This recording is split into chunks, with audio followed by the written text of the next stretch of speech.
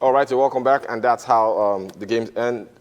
We saw Napoli in action, and of course, Victor Boniface doing his thing by Leverkusen. All right, Dixon, welcome back to the show. And so, before we left, you were talking about Chelsea, and we just saw, you made a comment when you saw Boniface's second goal. You made a comment, and you were like, ruthless.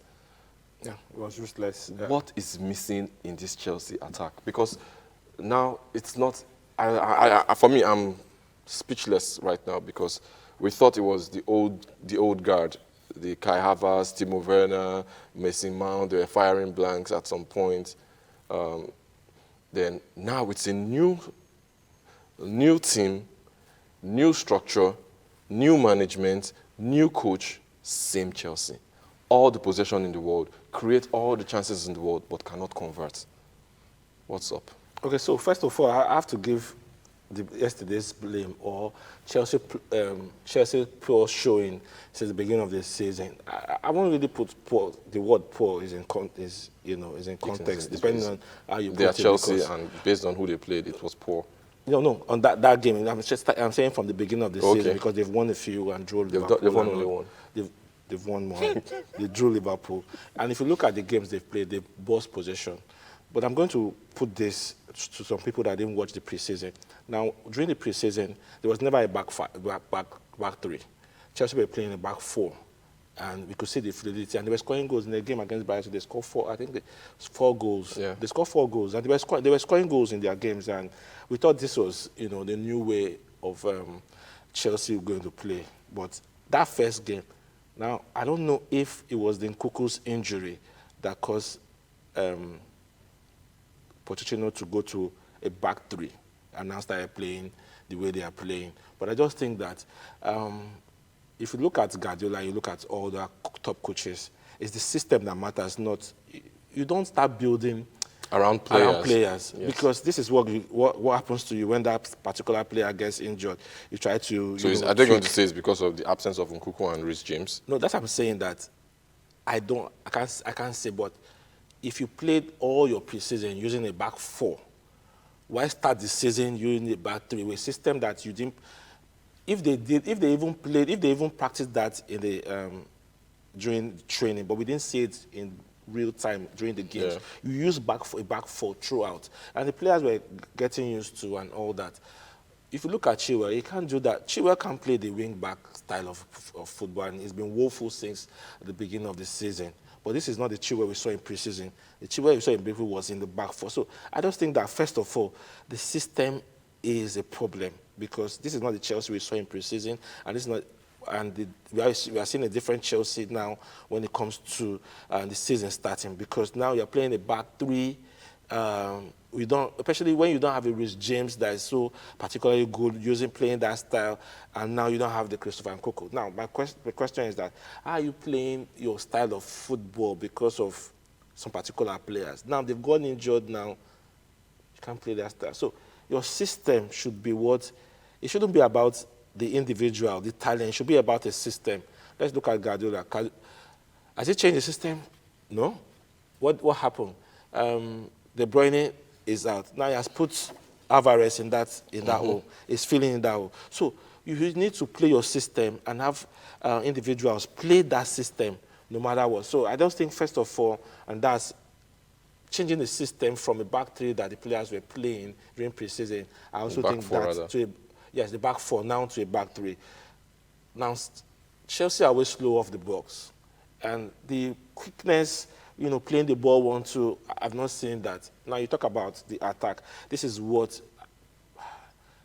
Last season, I fact-checked this. Last season, out of 38 games, Chelsea scored, Chelsea didn't score in 20 games.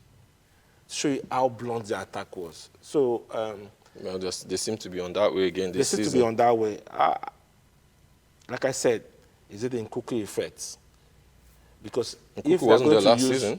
If they're going to use, I'm saying this season now, if they're going to use Jackson all through this, I don't think Jackson is the man that will score you probably 20, 30 goals. I like his style of play, his build-up play, back to the ball, running in and out of the ball. But there are some strikers. Look at like Boniface, look at the chances he took. As in, Merciless. the two goals, Merciless. one-on-one Like, with the I'm goalkeeper, like, and he I'm there to, didn't miss I'm, it. I'm there to get the business job done and not run around. So, All right, so I think from the Chelsea Prime Sports has Group, a lot of work to do. All right, from the Prime Sports Group on King's Chat, some comments are coming out, and this is from Uche. He says, Pastor Austin, sir, what's missing in this Chelsea is the lack of a creative midfielder. Chelsea is yet to get that player that can create the killer pass to the attacker. I don't agree, because even when the attacker gets the killer pass, he's going to waste it. Okay, he says Chelsea gets the possession, but not that creative and brilliant pass for the attacker to score. We'll come to that in a second. He says, remember those days where we had Lampard that always feed Drogba. Chelsea lacks the Fabregas pass player. With all the Fabregas-ness, you didn't win. Fabregas didn't win you the Champions League, just for the record. And I don't. The two Champions Leagues you won, there was no Fabregas, right? If I'm not mistaken. He won the Premier League. Yeah, he won the Premier League. But my point Well, is, there was no Fabregas in one particular era. When he was there, you didn't win the Champions League. So I'm not in support of this communication that it's a lack of a creative. I believe the bigger problem is scoring than passing. But you have to pass to get to you have to pass to get. Do you know how many score. chances you guys waste? Do you know how many chances you waste? I get what he's saying. I get what he's saying, I but get for what me, he's that's saying. not the problem. Because if you look at a player I'm sure he's trying to look at to have players in the mode of a Fabregas that out of nothing can create something. If you look at the EPL most assists, if you look at assists, you have top three. Fabregas is there. If not, if he's not the first, maybe Kevin De Bruyne is there. Imagine if Fabregas was passing to Kai Havertz. How many of those assists would be goals? I'm just saying, because you're talking about the one of the things playmaker. that What I'm about the seeing striker? about the old Chelsea and this new Chelsea is shooting the ball. We you. saw a lot of shooting the ball. I played that Bayern Leverkusen clip for a reason. They took their chances. They buried their chances. There was two were close range. Boniface's goals were two close range, one-on-one with the goalkeeper. Boom, 2 goals. There was one he provided the assist for the 4th goal. Long range shot.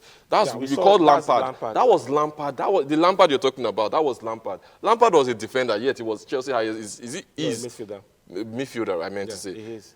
202 goals. Is the highest goal scorer for Chelsea. Midfielder. More than Drogba that you called also. So my point is, that's where the problem is. And you guys don't want to tell yourself the truth. You guys are firing blanks. That's the only reason you're in this rut. It's not, possession-wise, Chelsea's on point. They play well, but they always lose, or mostly lose. They play well, in all fairness to Chelsea. However, I made a statement, the Luton game. I watched the game. They should have buried Luton. First half, it should have been like 5-0, with the way they had possession.